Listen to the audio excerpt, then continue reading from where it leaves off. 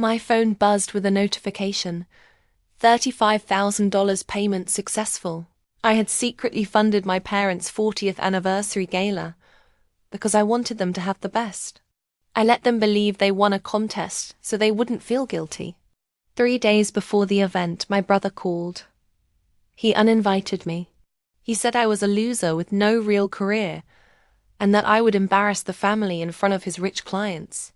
He told me to stay home. He had no idea that by uninviting me, he was uninviting the bankroll. I didn't argue. I just called the venue and cancelled the check. Watch what happened when they arrived at the ballroom and found the doors locked. The notification on my phone screen was simple. Payment successful. $35,000 sent to the Starlight Ballroom. I smiled, taking a sip of my coffee. It was a lot of money, but it was worth it. My parents were celebrating their 40th wedding anniversary next week. And for months, my mother had been crying about how they couldn't afford the celebration they deserved. My father's pension was small and they had no savings. I wanted to give them something special, but I knew if I handed them the money directly, they would refuse it out of pride, or worse, my older brother, Kyle, would find a way to manage it into his own pocket. So I did it anonymously. I set up the entire event through a high-end party planner named Jessica. I paid for the venue, the 5-course meal, the open bar, and the live band. I told Jessica to tell my parents that they had won a golden anniversary package from a contest they entered. They bought the lie hook, line, and sinker. My name is Ben, and to my family, I am the ultimate failure. I'm 32, single, and I dress in hoodies and jeans. When they ask what I do, I tell them I work in online security. To them, that means I install Norton antivirus for old ladies. To the rest of the world, I am a specialized white hat hacker and cybersecurity consultant for Fortune 500 companies. My hourly rate is higher than my brother's weekly paycheck, but I never corrected them. I liked the quiet. I liked knowing who loved me for me, not for my bank account. Turns out, that list was very short. 3 days before the party, my brother Kyle called me. Kyle was a junior associate at a law firm, drove a leased BMW he couldn't afford, and wore suits to Sunday brunch. He was the family success story.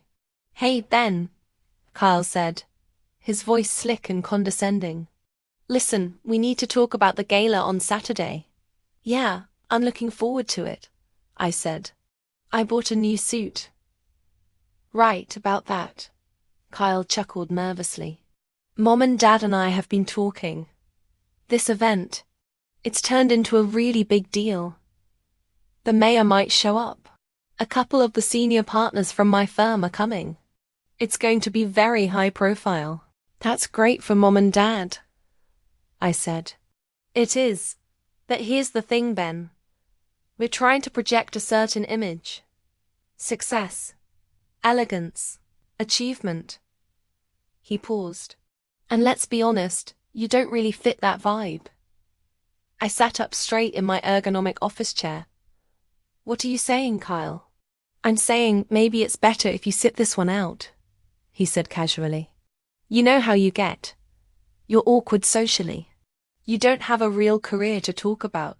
You're still driving that beat-up truck. Mom is worried you're going to embarrass us in front of these important people." "Mom thinks I'm going to embarrass her?" I asked, my voice low. "Look, don't take it personally. You're just ... a bit of a loser, Ben. It's fine. We love you, but this night is about success. We don't want to spend the whole night explaining why our brother fixes computers for a living. So, just stay home. We'll bring you a piece of cake on Sunday. You're uninviting me from our parents' anniversary party. It's for the best," Kyle said firmly. "We don't need your energy bringing down the room. Besides, it's not like you contributed anything. You're just a freeloader looking for a free meal. The contest covered the cost, so it's not like you paid for a ticket." I stared at the phone, stunningly silent. He had no idea. None of them did. They thought a magical contest had paid for the champagne they were planning to toast with. They thought the universe had rewarded them for being special. Does Dad agree with this? I asked. Dad suggested it. Kyle lied, or maybe he wasn't lying. He wants a perfect night. No drama. No failures. Just winners. I felt a cold rage settle in my chest. I had spent $35,000 to make them happy. I had spent hours coordinating floral arrangements and menu options with Jessica. And now I was being told I wasn't good enough to eat the food I bought. Okay, I said calmly. If that's what you want. It is, Kyle said, sounding relieved. Thanks for understanding, little brother. Maybe get your life together by the 50th anniversary, huh? He hung up. I sat there for 5 minutes, listening to the hum of my servers in the next room. They called me a loser. They called me a freeloader. They said I contributed nothing. I picked up my phone and dialed Jessica, the party planner. Hi, Ben, she answered cheerfully. Everything is set for Saturday. The ice sculpture looks amazing. Your parents are going to flip. Hi, Jessica, I said. There's been a change of plans. Oh? Did the guest count change? No, I said. The funding changed. I need to cancel the event. Cancel? Jessica gasped. Ben, the party is in 3 days. It's non-refundable. You won't get your money back. I don't care about the money, I said. I want you to cancel the venue, the caterer, the band, and the flowers. Right now. But why? Because the client has decided that losers shouldn't be involved in the planning, I said. Cancel it all, Jessica. And when my parents call you asking what happened, I want you to tell them exactly who paid for it, and exactly who took it away. Saturday night arrived. I was sitting on my balcony, wearing sweatpants and eating a Wagyu beef burger I de-ordered from the best steakhouse in the city. I had a glass of 18-year-old scotch in my hand. It was a beautiful evening. My phone was on the table, screen facing up.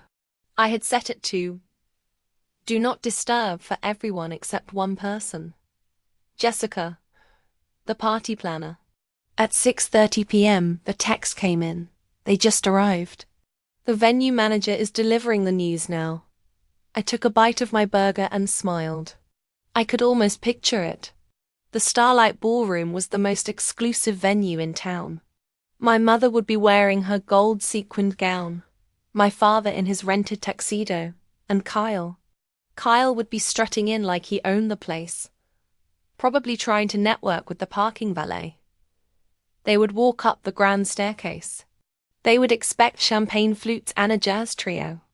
Instead, they were about to walk into a dark, empty room and a very awkward conversation. 10 minutes later, my phone lit up. It wasn't a text. It was a call from Kyle. It went to voicemail. Then Mom called. Voicemail. Then Dad. Voicemail. Then Kyle again. And again. And again. I finally picked up on the 5th call. I didn't say anything. I just listened. Ben, pick up. Are you crazy? Kyle was screaming so loud the microphone was distorting. What did you do? We're at the ballroom. The doors are locked. The manager says the event was cancelled. I know, I said calmly, taking a sip of scotch. I cancelled it. You ... how? Kyle sputtered. You can't cancel a contest prize. We won this. Mom is crying in the lobby. The mayor is pulling up in 10 minutes. Do you have any idea how bad this looks? It probably looks like a failure, I said. And you know how much you hate failures, Kyle. Fix this, he roared. Call them. Tell them it's a mistake. Tell them to open the doors. I can't do that, Kyle. I uninvited the host. What host? The contest people. There was no contest, I said. There never was. I paid for it. Every cent. The $35,000 for the venue, the food, the booze ... was me. That was my gift to Mom and Dad. Silence. Dead, heavy silence on the other end. I could hear my mother sobbing in the background and my father shouting at someone, probably the poor venue manager. You ... Kyle's voice dropped to a whisper. You have 35 grand? I have a lot more than that, I said. But you told me I was a loser. You told me I didn't fit the image of success. You told me I hadn't contributed anything. So I figured you were right. If I'm not good enough to attend the party, surely my money isn't good enough to pay for it. Then, wait, Kyle said, panic creeping into his voice. We didn't know. We thought ... double quotes. You thought I was worthless, I interrupted. You uninvited the only person who made tonight possible because you were ashamed of me. Well, now you don't have to be ashamed. You can explain to the mayor and your senior partners that there is no party. Tell them you were such a winner that you couldn't even afford to buy your parents dinner. Ben, please, my mother's voice came on the line. She had snatched the phone from Kyle. Ben, baby, this is a misunderstanding. We love you. We want you here. Please, just call them back. Open the doors. All our friends are watching. You called my life a circus, Mom, remember? I asked. You let Kyle tell me I was an embarrassment. You didn't defend me. You agreed with him. I was stressed, she wailed. I just wanted everything to be perfect. Well, now it's perfectly quiet, I said. Happy anniversary. I hung up. Then I blocked their numbers for the night. I didn't turn off my phone though. I watched the fallout on social media. It was brutal. Kyle had created a Facebook event page for the party. Guests were posting confused comments. We're in the lobby ... Is this the right night?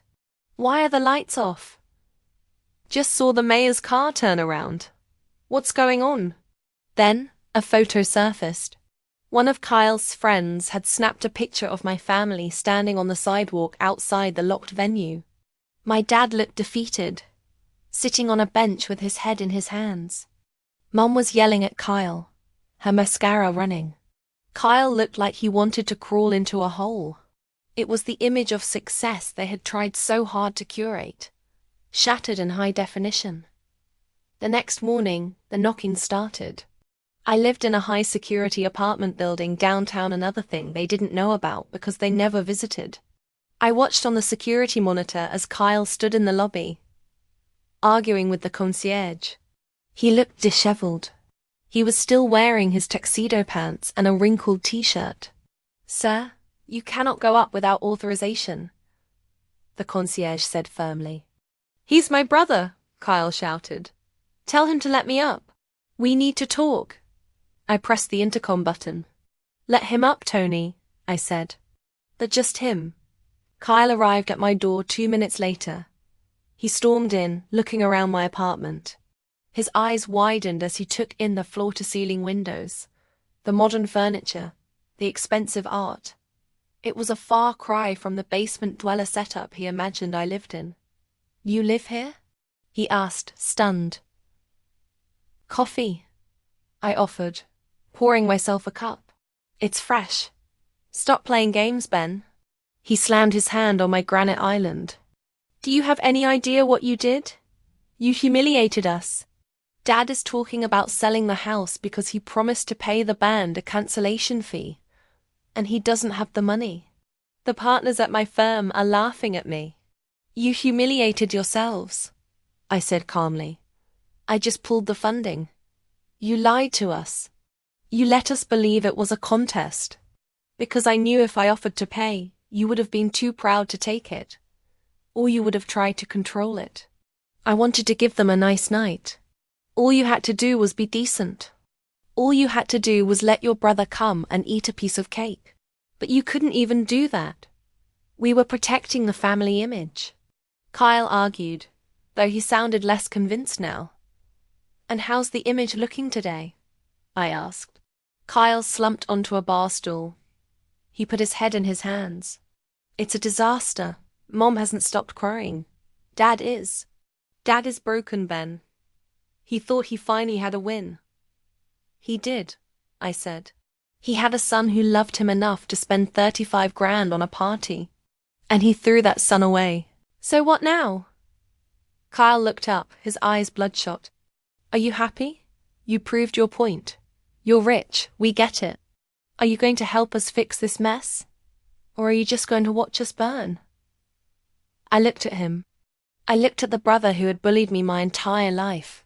The brother who made me feel small so he could feel big. I'm not going to fix it, Kyle, I said. You're the success story, remember? You figure it out. Ben, come on. Dad owes the band 3 grand. The venue is threatening to sue for the rush fees. We need help. I reached into my pocket and pulled out my wallet. I took out a $20 bill and slid it across the counter. Here, I said. Go get yourself some breakfast. You look terrible. Carl stared at the $20. His face turned a deep shade of red. Go to hell, he whispered.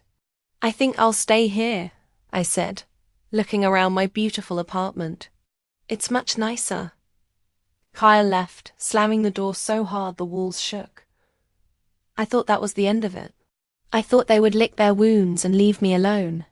But I underestimated my mother's desperation. 2 days later, I got a legal notice. My parents were suing me. They were claiming promissory estoppel. Essentially, they were arguing that because I had promised them a party via the contest, and they had relied on that promise to invite guests and incur travel costs, I was legally liable for the damages caused by the cancellation. They were suing their own son for emotional distress and reputational damage. I called my lawyer, a shark named David, who usually handled my corporate contracts. David, I said, my parents are suing me. David laughed. For what? Being a disappointment? No. For cancelling the party I paid for. I sent him the paperwork. He called me back 10 minutes later. This is a joke, right? David asked. They have no case. It was a gift. You can revoke a gift before it's given. Plus, you have the voicemail where your brother uninvited you. That proves they breached the implied social contract first. I know they won't win, I said. But they want to drag this out. They want to make me look bad. So what do you want to do? We can crush them in court. I can countersue for the non-refundable deposit you lost. I thought about it. I thought about my dad sitting on that bench.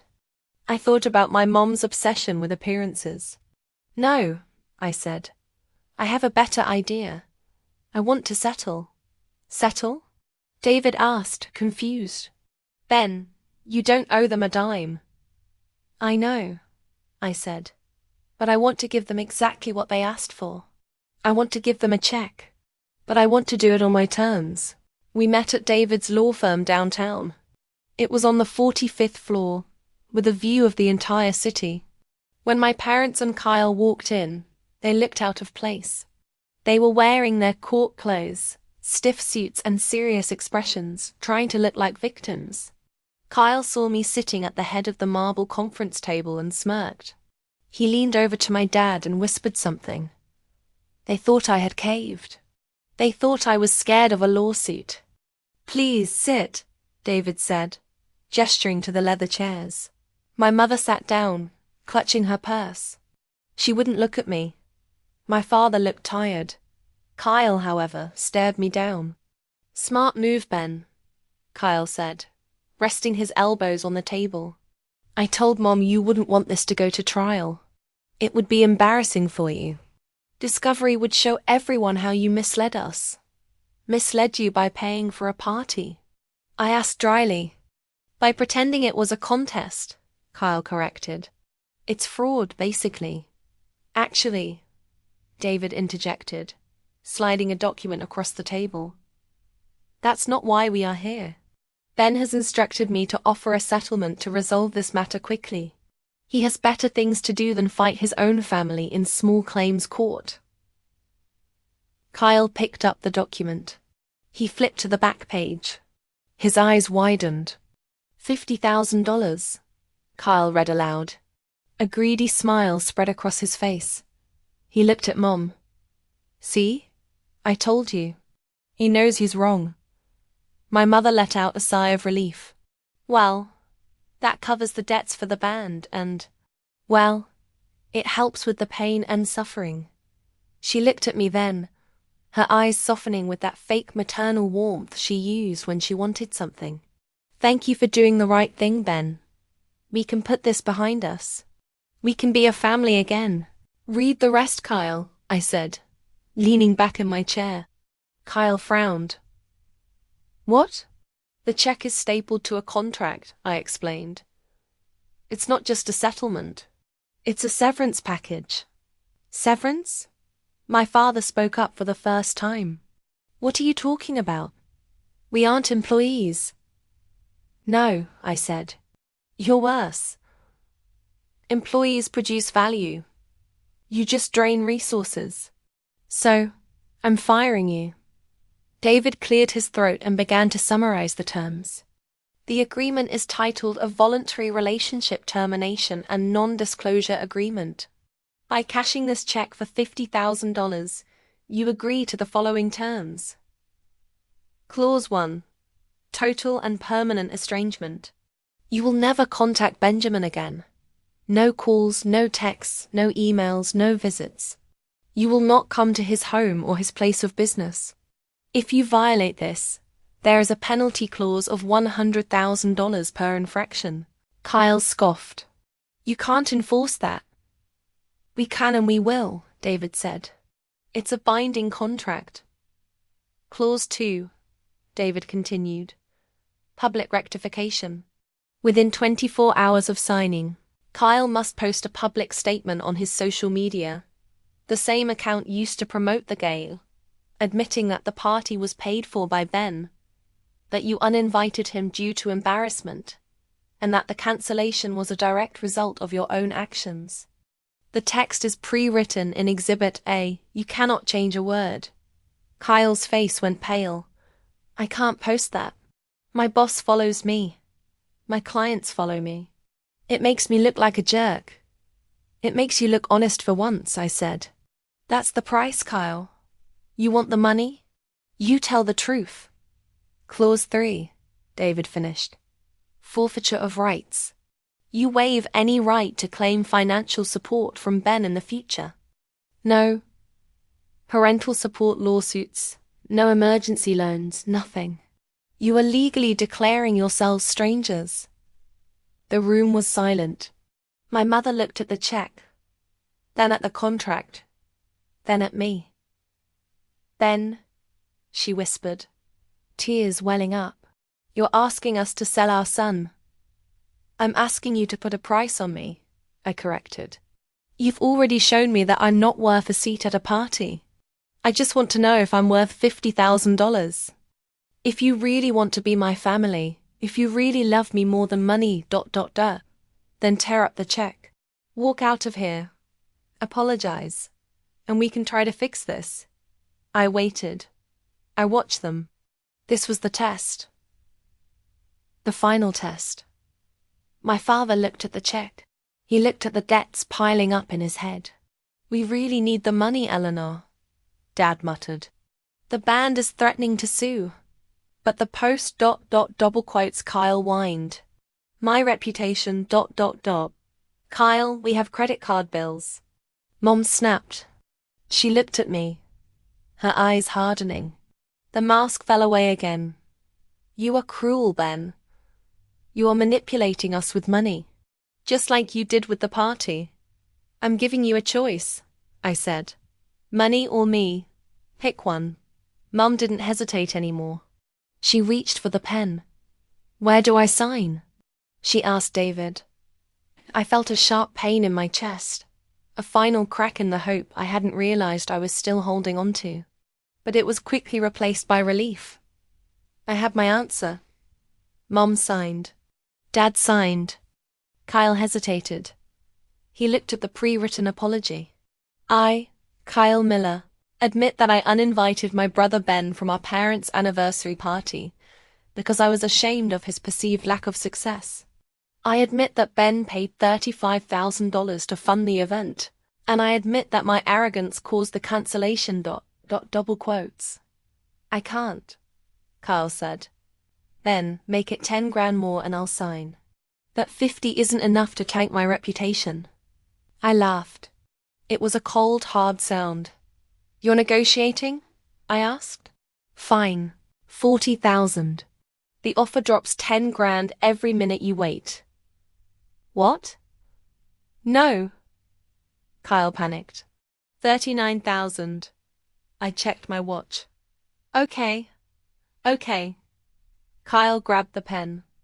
I'm signing. He scribbled his name. David took the papers. He inspected them. Then he slid the check across the table to my father. Done, David said. The funds will clear in 3 days, provided the social media post is up by 5 p.m. today. My parents stood up. They held the check like it was a holy relic. They didn't look at me. They couldn't. They walked to the door. Goodbye, Ben, my mother said stiffly, not turning around. I hope you're happy with your money. It's all you have. No, Mom, I said to her back. It's all you have. I have my self-respect. They left. I sat in the conference room, looking at the city skyline. I was down $50,000.